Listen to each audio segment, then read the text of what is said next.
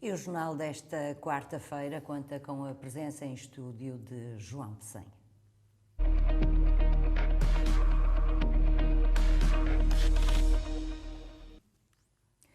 Temas para um breve comentário: política identitária e democracia deliberativa. Muito boa noite, João Pessanha. Obrigada por ter aceitado o nosso convite. Muito obrigado. Começámos pela política identitária, não é? E depois fazemos a ponte para o tema seguinte, até porque faz todo sentido e tem conexão. Mas relativamente à política identitária, há posições políticas baseadas nos interesses e também nas perspectivas de determinados grupos sociais. Corremos o risco de haver aqui como que uma radicalização? Exatamente. Eu queria trazer estes dois temas. Antes de mais, boa noite outra vez. Queria trazer estes dois temas porque eu acho que a democracia deliberativa pode ser quase como um remédio, um antídoto ao radicalismo. Deixe-me dizer, o João Pessanha foi candidato pelo voto nas últimas eleições, não é? Portanto, e estes também eram temas que faziam parte do programa eleitoral. Sim, fazem parte do programa eleitoral, mas é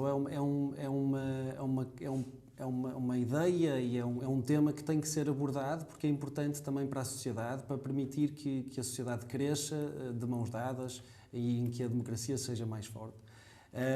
Portanto, a política identitária refere-se a posições políticas baseadas nos interesses e nas perspectivas de alguns grupos com os quais os cidadãos se identificam e que visam moldar as ações dos agentes públicos e privados. Formam-se a partir de uma grande quantidade de sinais identitários, como a idade, o género, a orientação sexual, a religião, a classe social.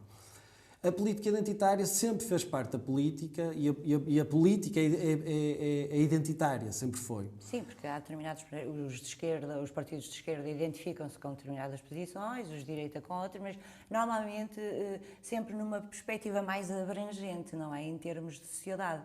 E relativamente à política identitária, não. O que acontece é que estes grupos sociais, muitas vezes, identificam-se só com certos setores da sociedade, muito restritos, não é? Exato. O que eu ia dizer era que a política identitária sempre foi importante até para a democracia. Movimentos como o movimento feminista para os direitos das mulheres e também os movimentos para os direitos dos cidadãos afro-americanos nos anos 50 e 60 nos Estados Unidos. Agora, o que se assiste neste momento é cada vez a criação de mais grupos identitários, e cada um com as suas causas e características, e isso vai definhando, de certa forma, o tecido social, porque se criam pequenas caixas e surgem essas situações mais radicais. Essas situações normalmente são baseadas e usam uma retórica, é o nós contra eles, e caracteriza-se sempre com um apelo às emoções e a práticas populistas e demagógicas, e obviamente isso incita à revolta, incita o ódio e ao extremismo. Mas é preciso perceber que a política identitária não está só num espectro político, tanto à esquerda, mas está nos extremos e alimentam-se uns aos outros. E isso não é bom para a sociedade. Porquê? Está mais nos extremos. Está mais nos extremos. O que se revê agora é essa compartimentalização, esse criar grupos cada vez mais pequenos. O problema é que, não é um problema, mas cada grupo tem um círculo moral. E se há grupos pequenos, tem um círculo moral também pequeno, que faz que também não permite e ameaça até a liberdade de expressão e o discurso racional que é necessário para sustentar uma democracia. Porque o enfoque normalmente é feito nas experiências vividas pelos grupos e na identidade, dá prioridade ao mundo emocional e ao interior, em vez do exame racional e do mundo exterior. Porque, na verdade, isto já é na parte científica, há um neurocientista e psicólogo que se chama Jay Van Bavel, que estuda estes comportamentos e a identidade. Nós todos temos uma identidade multidimensional. Eu estou aqui como comentador, sou profissional de saúde, estou a fazer um mestrado, vou estudar, chego a casa, sou marido, ou seja, temos de certa forma vários tipos de identidades. E estes grupos não?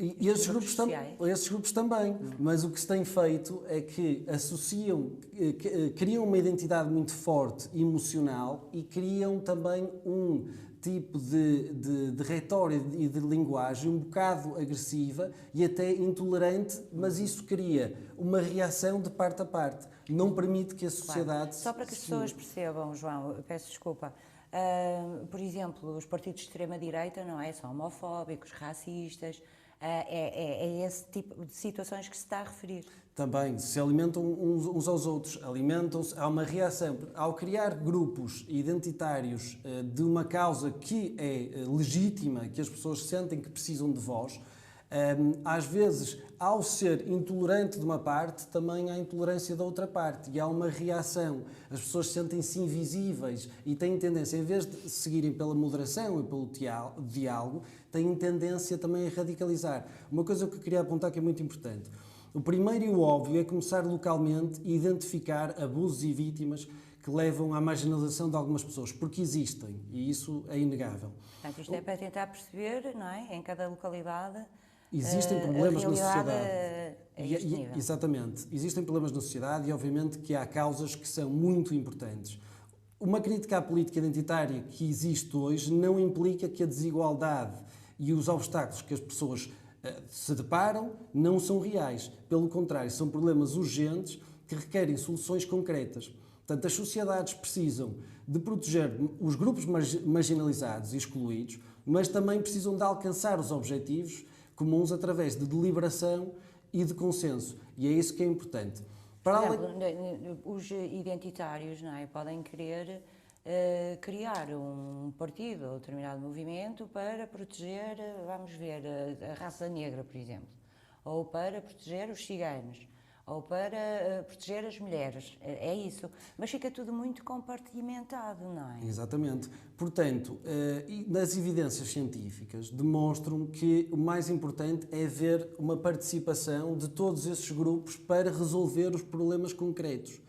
As evidências demonstram que, ao inserirmos as pessoas de vários grupos para resolverem estes problemas que são sensíveis na nossa sociedade, mas que são reais, permite expandir os círculos morais, que eu falei anteriormente, porque as identidades são flexíveis e isso permite uma identidade partilhada. E ao ter uma identidade... Essa seria a solução, porque atualmente Exatamente. O que acontece é que a luta por determinada causa exclui outras causas. Exatamente. Portanto, ao ter uma identidade partilhada, ao focarem-se no problema concreto, há uma força maior para tentar erradicar os hábitos e comportamentos que existem, estruturais e institucionais, que existem na nossa sociedade em vários países. O problema é que nós importamos dos Estados Unidos este tipo eu posso chamar de um bocadinho de fundamentalismo. E é preciso perceber que a identidade pode ser usada para dividir, que é o que tem acontecido, mas pode ser para unir.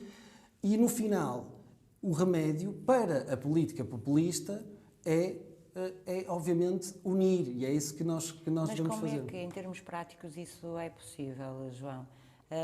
E quem é que pode, digamos que, traçar as diretrizes para se conseguir? Há pouco falava-me que tem que se agir primeiro localmente, não é? Exatamente. Para identificar todas as situações. Mas quem é que poderá fazer isso? E como depois desenvolver Claro. esse método. Eu isso agora vou introduzir o meu segundo tema, que é a democracia deliberativa. Pronto. E a democracia deliberativa, em Portugal nós temos democracia representativa, em que os cidadãos elegem os seus representantes, como para o Parlamento e para os outros órgãos locais, mas a democracia deliberativa é uma democracia um bocadinho mais participativa. E eu vou-me concentrar mais na Assembleia dos Cidadãos. Então vamos dizer, que a Assembleia dos Cidadãos, que o VOLTE defende a Assembleia dos Cidadãos, assim também como a regionalização, para perceber... também para percebermos mais os problemas locais. E acha que, através da regionalização, é muito mais fácil aderirmos a este modelo de democracia deliberativa? O conhecimento local por parte das populações, obviamente que é muito maior. Nós sabemos os problemas que temos em casa, sabemos os problemas que temos na nossa cidade, se estivermos atentos. Mas também os deputados são eleitos por diversos círculos, não é?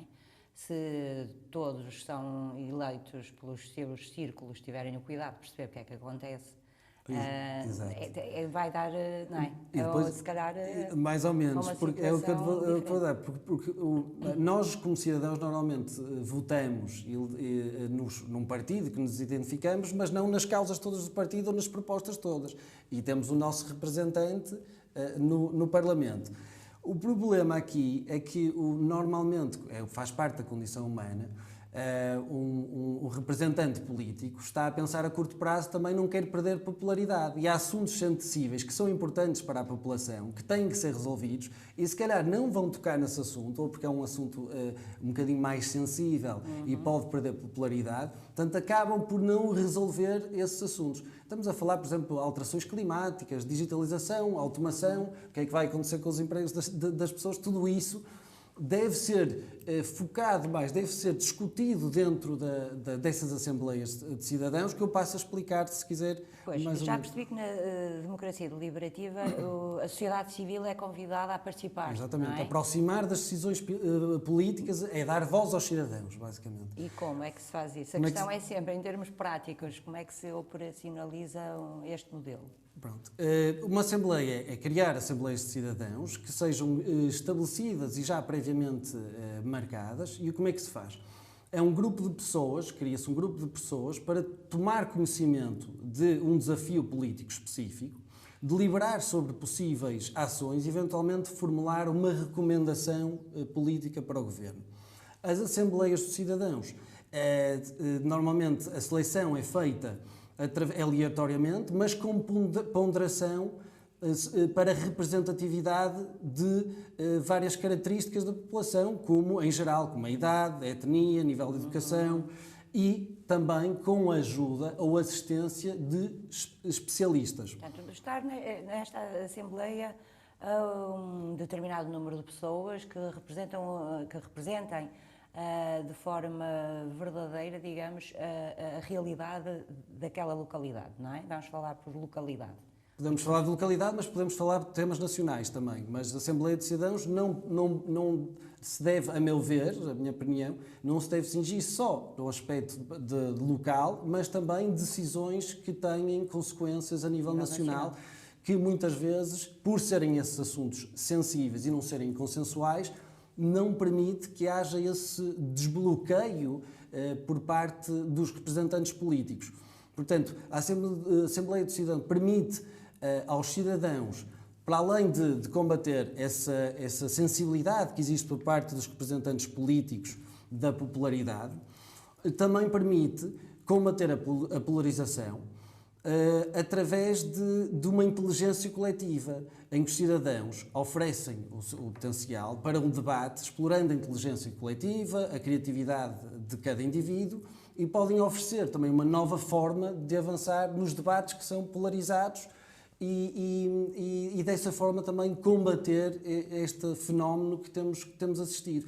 Para além disso, há um sentimento de pertença muito maior, porque fazem parte das decisões políticas que integram o país e a sua vida e a vida da sociedade. João, mas para concretizar isso que acaba de dizer, é necessário um processo de comunicação, de forma a que as pessoas fiquem informadas devidamente sobre determinado tema que está a ser polémico e que o Governo quererá, digamos que, auxiliar-se da vontade dos cidadãos. Exatamente. Portanto, isso vai mais ao encontro de como é que são feitas as Assembleias de Cidadãos. Portanto, as Assembleias de Cidadãos, como eu disse, são convocadas algumas pessoas. Eu vou dar um exemplo da Irlanda, para tentar simplificar. É a questão do aborto. Não é? Exatamente. Portanto, a Irlanda convocou uma Assembleia de Cidadãos por ter na sua Constituição uma lei que tornava o aborto ilegal e que não era consensual na sociedade. Portanto, convocaram essa Assembleia, também foram escolhidos ao acaso para refletir a população irlandesa, incluíram